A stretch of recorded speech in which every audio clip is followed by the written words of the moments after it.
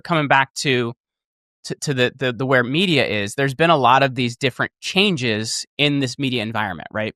And if you look at kind of where podcasting has come from, I started doing this in 2014, right? And when I started, there were around 250,000 shows. Now, the last number I saw, there's a really great podcasting software out there. It's a software, but I think it's a database called Podcasting 2.0. And it was created by Adam Curry, who's the guy that created podcasting.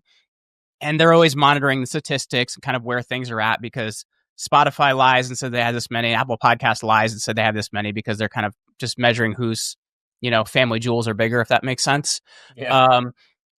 There's around 4 to 4.5 million podcasts out there now. So like the world has changed dramatically from where it was when I started, right?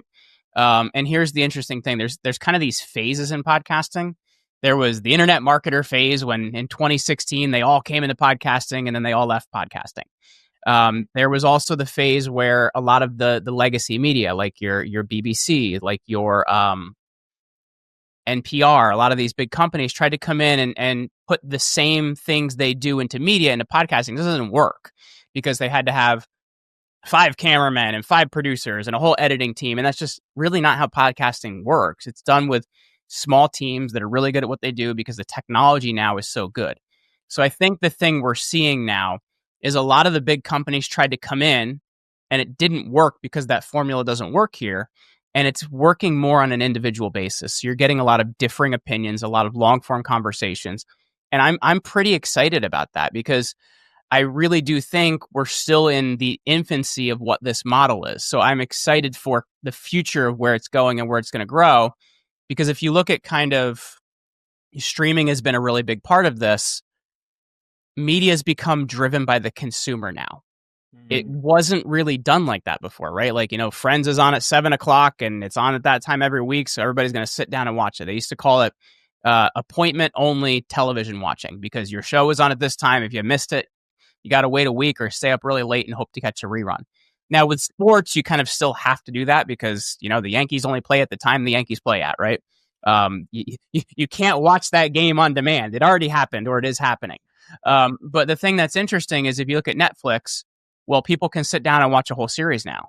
And if that series doesn't do well, they're not going to make a second season, right? Whereas on television, if they had enough funding, if they had the right sponsors, they would just shove it down your throat and you'd have to accept it. And either people are watching or they're not watching. Like Jimmy Kimmel recently, there was a cancellation and an uncancellation of Jimmy Kimmel. But they took a look at the target demographic, like the main buying demographic is ages, I think it's 25 to 45. And he's only getting 120,000 watchers in the target demographic, which is the one that actually spends money. So, and that's one of the biggest nighttime shows out there. So legacy media really is dying. And it's going to this different model where channels and apps and whatever are producing what you want to see. And that's the same thing in podcasting, where I'm looking at my statistics. I'm looking at what people watched. How long did they watch? Did they like that topic? Did they not like that topic? And then based on that, I'm deciding what I want to do next.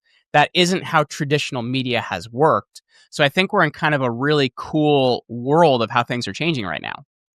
Interesting. What's funny is I had an interview, last week with Jake, by the way. Jake Isham? Thank you. Yes. Yeah. And what was fascinating to me was he actually revealed some statistics on YouTube specifically. People actually, about 56% of people watch YouTube on their television.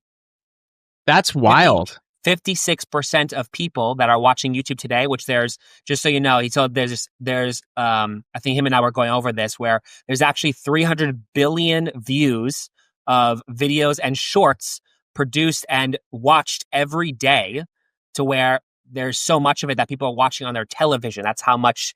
Well, that's kind of interesting too. And I'm wondering if people do it like I do. Like, so we have a Roku player on our TV, and you can screencast from your phone to your Roku player. Like, sure, I have the YouTube app and all these apps on my screen, but they're really hard to use in the television.